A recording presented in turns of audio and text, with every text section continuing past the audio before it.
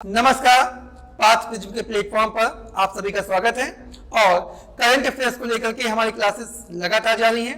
आज की क्लास में हम लोग बात करेंगे विश्व आर्द्रभूमि दिवस पर, यानी कि वर्ल्ड वेटलैंड डे पर। और आज हम लोग जानेंगे कि आर्द्रभूमि क्या है, क्या इसका महत्व है, वर्ष 2022 में क्या थीम रही और उत्तर प्रदेश में कुल कितनी आर्द्रभूमियां हैं। साथ ही साथ अंत में हम लोग ये भी जानेंगे कि आखिर इस कन्वेंशन में, इस संधि में भारत कब शामिल हुआ है। तो चलिए क्लास को स्टार्ट करते हैं।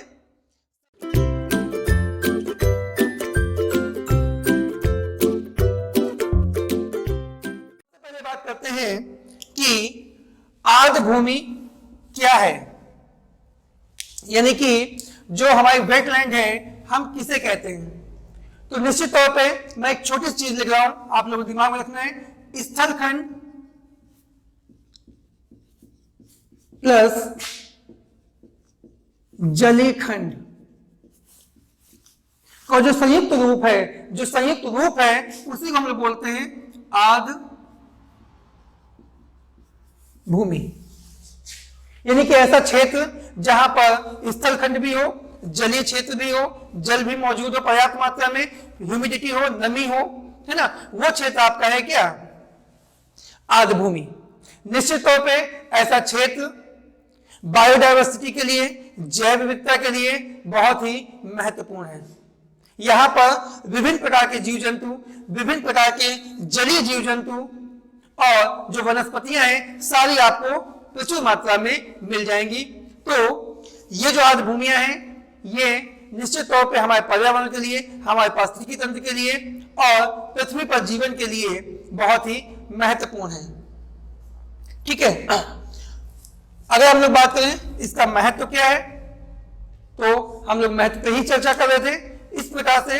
इसके साथ साथ ये जो पृथ्वी में जो हमारा मीठा जल है उसको बढ़ाता है, साथ ही साथ कार्बन डाइऑक्साइड को अवशोषित करते हैं और ऑक्सीजन रिलीज करते हैं। तो निश्चित तौर पे बहुत ही ज्यादा इसका महत्व है। और महत्व की अगर हम लोग बात करें तो आपको जानना चाहिए कि जितने भी जीव जंतु हैं हमारे, जितने भी, चाहे वो जलीय हो या स्थलीय हो, उनका 40% यानी कि 40% जो जीव जंतु हैं उनका ये क्या है, निवास स्थल है। यानी कि पृथ्वी पर मौजूद 40% जीव जंतु जो हैं वो इन्हीं आर्द्रभूमियों में निवास करते हैं। लेकिन ये जान के आपको काफी दुख होगा कि बहुत ही तेजी से, यानी कि आप अगर इमेजिन करना चाहें तो सोचिए, जितनी तेजी से हमारे जंगल, हमारे वन काटे जा रहे हैं, समाप्त हो रहे हैं, उससे भी 3 गुना ज्यादा तेजी से जो आर्द्रभूमियां हैं, जो वेटलैंड्स हैं, वो समाप्त हो रहे हैं। तो कहीं ना कहीं ये बहुत ही चिंता का विषय है। और इसीलिए शायद 2 फरवरी, मैं यहां पर लिख दूं, चलो मैं नीचे लिख देता हूं, 2 फरवरी 1971 को रामसर, ईरान का एक शहर है, ईरान के शहर रामसर में एक कन्वेंशन होता है, एक संधि होती है ना। निश्चित तौर पे इस कन्वेंशन, इस संधि का जो उद्देश्य है वो क्या है, पूरे विश्व में जो आपकी आर्द्रभूमियां हैं उनको बचाना, उनको संरक्षित करना और उनका संवर्धन करना। इसी उद्देश्य से प्रतिवर्ष 2 फरवरी को हम लोग मनाते हैं क्या, वेटलैंड डे, यानी कि आर्द्रभूमि दिवस। मोस्ट इंपोर्टेंट प्रश्न है, ये सारे प्रश्न आपके प्रतियोगी प्रश्न परीक्षाओं में आते हैं, तो आपको विशेष ध्यान देना है। ये जो रामसर शहर है कहां पे है, ईरान में है। इस कन्वेंशन कब हुआ, 1971 में हुआ। और आर्द्रभूमि दिवस कब मनाते हैं, तो 2 फरवरी को मनाते हैं। ठीक है, इसके बाद में अगर हम लोग थीम की बात करें तो इस वर्ष यानी कि 2022 में जो थीम रही वो थी आपकी वेटलैंड्स, मैं लिख रहा हूं, action for people and, note कर लीजिएगा, बहुत इंपॉर्टेंट प्रश्न, पूरे वर्ष के लिए आपके लिए इंपॉर्टेंट रहने वाला है कि वर्ष 2022 की जो थीम रही आज वेटलैंड डे की, आर्द्रभूमि दिवस की, वो क्या थी? तो वो थी आपकी wetlands action for people and nature. ये आपकी थीम रही इस वर्ष की। साथ ही साथ एक चीज मैं यहां पे और क्लियर कर देता हूं और आपको बताता हूं कि आर्द्रभूमियों को हम कई और नाम से जानते हैं। कई बार पेपर में, एग्जाम में प्रश्न पूछे जाते हैं, अलग अलग नामों का प्रयोग किया जाता है और हम कंफ्यूज होते हैं। तो आप कंफ्यूज ना हो, इसीलिए मैं इसके सारे नाम यहीं पे लिख रहा हूं। इसे आप आर्द्रभूमि कह सकते हैं, इसे आप नम भूमि कह सकते हैं, नम भूमि, इसे आप बरसाती भूमि कह सकते हैं, बरसाती भूमि, इसे आप दलदली भूमि भी कह सकते हैं, दलदली भूमि। और क्या कह सकते हैं, चूंकि कन्वेंशन जो है रामसर में हुआ था, ईरान के शहर में, इसलिए इन्हें रामसर भूमि भी कहा जाता है, रामसर भूमि।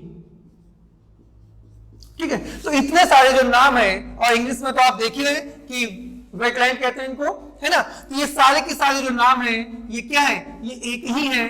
पेपर में, एग्जाम में कुछ भी आ जाए, आपको कंफ्यूज होने की बिल्कुल भी आवश्यकता नहीं है। चाहे वो आपसे आर्द्रभूमि कहे, नम भूमि कहे, बरसाती भूमि कहे, दलदली भूमि कहे या रामसर भूमि कहे, ये सब एक ही है।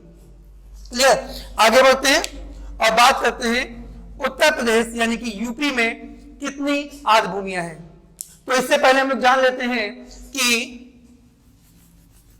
पूरे देश में, बल्कि पहले विश्व की बात करते हैं, तो पूरे विश्व में कितनी आर्द्रभूमियां हैं। क्योंकि इस टाइप के जो फैक्ट्स बेस्ड क्वेश्चंस होते हैं वो पेपर में, एग्जाम्स में कभी कभी आते हैं, अक्सर आते हैं।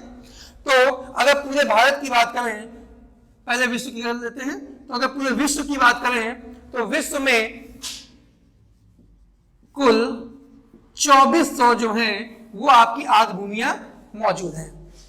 ठीक है, अगर हम भारत की बात करें तो भारत में 47 आर्द्रभूमियां जो है वो मौजूद हैं। और अगर हम अपने प्रदेश उत्तर प्रदेश की बात करें तो यूपी में कुल 9 आर्द्रभूमियां जो हैं वो मौजूद हैं। ये डेटा है, आपको याद रखना है, मोस्ट इंपॉर्टेंट। सीधा रहेगा वर्तमान समय में देश में कुल कितनी आर्द्रभूमियां हैं, और ऑप्शंस भी जो होंगे ना वो बहुत ही क्लोज होंगे क्या? 45, 46, 47, 48, है ना। तो वहां पे आपको टिक करना होगा 47। यूपी में कितनी है, या इसी क्वेश्चन घुमा के कह दें कि भारत में सबसे ज्यादा रामसर साइट या वेटलैंड या जो भी आप कहें, बरसाती भूमि किस प्रदेश में सबसे ज्यादा है, तो वो आंसर होगा आपका उत्तर प्रदेश। क्योंकि उत्तर प्रदेश में सबसे ज्यादा 9, तो मैं यहां पे लिख दूं सर्वाधिक। ठीक है, सर्वाधिक 9 जो है वो उत्तर प्रदेश में मौजूद है। तो जल्दी से देख लेते हैं कौन कौन सी है, मैं लिख रहा हूं, आप लोग देखिए। सबसे पहले 9 नाम लिखने हैं। तो यहां पे एक मैं छोटी स्टिक बता रहा हूं कि 5 ऐसे वेटलैंड्स हैं जो जिनका नाम सा से शुरू होता है। तो चाहे तो आप उन सा से शुरू होने वाले जो 5 नाम है उनको आप एक जगह कर सकते हैं, है ना। इसके साथ ही साथ जो मैं इसको लिख रहा हूं बोर्ड में, आप लोग नोट डाउन करेंगे। पहला है आपका सरोवर, झील, आगरा। दूसरा है समन पक्षी विहार, मैनपुरी। तीसरा है, इसी से मिलता जुलता नाम है समस। मैं स्पष्ट कर रहा हूं, ऊपर लिखा हुआ है समन और नीचे लिखा हुआ है समस, ठीक है। समस पक्षी विहार, ये आप कहां पे है? रायबरेली। चौथा है आपका सांडी पक्षी विहार, हरदोई और झील, और पांचवा है आपका सरसई, नवार, झील। तो ये 5 जो है आपके सा से नाम जो है इनके स्टार्ट होते हैं। दूसरा है आपका, इसके बाद में आप कैसे याद रखेंगे कि छठा जो है वो है आपका हैदरपुर, हैदरपुर पक्षी विहार। ये कहां पे है तो स्पष्ट तो नहीं कह रहे, लेकिन मुजफ्फर नगर और बिजनौर,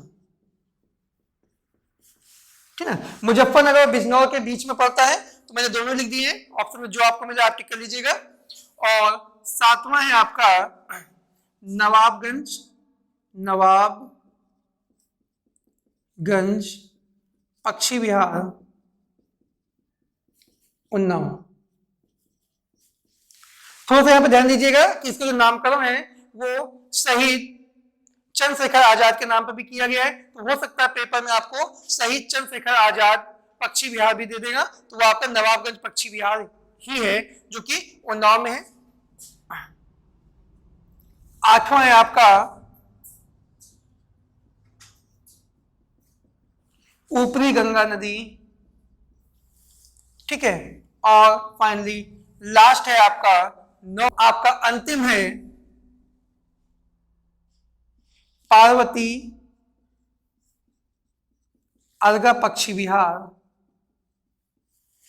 गोंडा, ठीक है। तो इस प्रकार से आप देख सकते हैं कि ये है आपके उत्तर प्रदेश के 9 रामसर साइट्स या आर्द्र भूमियां। यहां पे मैं आपको स्पष्ट कर दूं कि पहले आप इन 5 के नाम याद करें, आसानी रहेगी क्योंकि सारे जो नाम है वो 7 से स्टार्ट हो रहे हैं। दूसरी चीज, यहाँ पे आपको जो हैदरपुर पक्षी विहार है ये सबसे लेटेस्ट है, यानी कि ये आपका जो बना ये 2021 में, ये आपका क्या है, बिल्कुल लेटेस्ट। अगर आपसे कोई पूछे कि ये एग्जाम में 4 विकल्प दे दे और पूछे कि सबसे नवीनतम कौन सी आर्द्र भूमि है उत्तर प्रदेश की, तो आपका आंसर हो जाएगा हैदरपुर पक्षी विहार। इसी के साथ निश्चित तौर पर जो सबसे पहला होता है, जो फर्स्ट होता है, वो भी किसी भी परीक्षा के लिए बहुत महत्वपूर्ण होता है। तो अगर आपसे पूछे कि पहला या पहली रामसर साइट कौन सी थी उत्तर प्रदेश की, तो आपका आंसर होगा ऊपरी गंगा नदी, जो कि 2005 में, यानी कि उत्तर प्रदेश में पहली आर्द्र भूमि जो है वो चिन्हित की गई थी 2005 में, ऊपरी गंगा नदी। क्लियर। इसके बाद में आगे हम लोग बात करते हैं कि भारत इस कन्वेंशन में, इस संधि में कब शामिल हुआ, तो आपको याद रखना है ये आपका 1982 में शामिल हुआ। निश्चित तौर पे ये जो कन्वेंशन हुआ था 1971 में हुआ था, लेकिन भारत इसमें बाद में आया। कब आया? 1982 में। इसके साथ अंत में कुछ फैक्ट्स जो हैं उनको मैं बता देता हूं। जैसे एक प्रश्न बहुत इंपॉर्टेंट है, अक्सर पूछा जाता है कि आर्द्र भूमि का मुख्यालय कहां पे है, तो इसका मुख्यालय कहां पे है, मैं यहीं पे लिख रहा हूं, मुख्यालय है इसका नीदरलैंड, ठीक है, नीदरलैंड में इसका मुख्यालय है। और एक प्रश्न आता है कि सबसे ज्यादा क्षेत्रफल जो है आर्द्र भूमि का किस राज्य में है, सबसे ज्यादा क्षेत्रफल जो आर्द्र भूमि का है किस राज्य में है, तो सर्वाधिक क्षेत्रफल वाला, ध्यान दीजिएगा, सर्वाधिक किसकी मैं बात कर रहा हूं, क्षेत्रफल वाला राज्य कौन सा है, तो आपका आंसर होगा गुजरात। गुजरात राज्य में सबसे ज्यादा क्षेत्रफल पर वेटलैंड्स यानी कि आर्द्र भूमियां पाई जाती हैं। स्पष्ट रखिएगा, मैं फिर से बता रहा हूं कि अगर पूछे सबसे ज्यादा वेटलैंड्स कहां पे, संख्या में, नंबर्स में, तो आपका आंसर होगा उत्तर प्रदेश यानी कि यूपी में। लेकिन अगर पूछेगा क्षेत्रफल में सबसे ज्यादा कहां है, तो आपका आंसर चेंज हो जाएगा और आप बताएंगे गुजरात। क्लियर। इसके बाद में वेटलैंड्स 2 प्रकार से हैं, एक आंतरिक भूभाग में और दूसरी क्या है, समुद्री यानी कि तटीय क्षेत्र में। तो अगर आपसे सीधा क्वेश्चन किया जाए कि भारत में या देश में आंतरिक आर्द्र भूमियां ज्यादा हैं, उनका क्षेत्रफल ज्यादा है, या जो तटीय आर्द्र भूमियां हैं उनका क्षेत्रफल अधिक होगा, तो नीचे आपको कमेंट बॉक्स में बताना है। ये आपके लिए क्वेश्चन है कि किसका ज्यादा होगा। नेक्स्ट क्लास में मैं इसका आंसर दूंगा, ठीक है। तब तक आप लोग इसको अच्छे से देखिए। निश्चित तौर पे ये जो आपके आज की क्लास है वो लेखपाल भर्ती के लिए काफी इंपॉर्टेंट है, क्योंकि आपके सिलेबस में स्पष्ट तौर पे कहा गया था कि जो भी आप पढ़ेंगे उसे उत्तर प्रदेश के परिदृश्य में ध्यान में रख के पढ़ेंगे, तो कहीं ना कहीं इसमें आर्द्र भूमि को लेकर के यूपी के जितने भी हैं वो मैंने यहीं पे करा दिए हैं और ये आपके लिए बहुत ही उपयोगी साबित होंगे। ठीक है, धन्यवाद।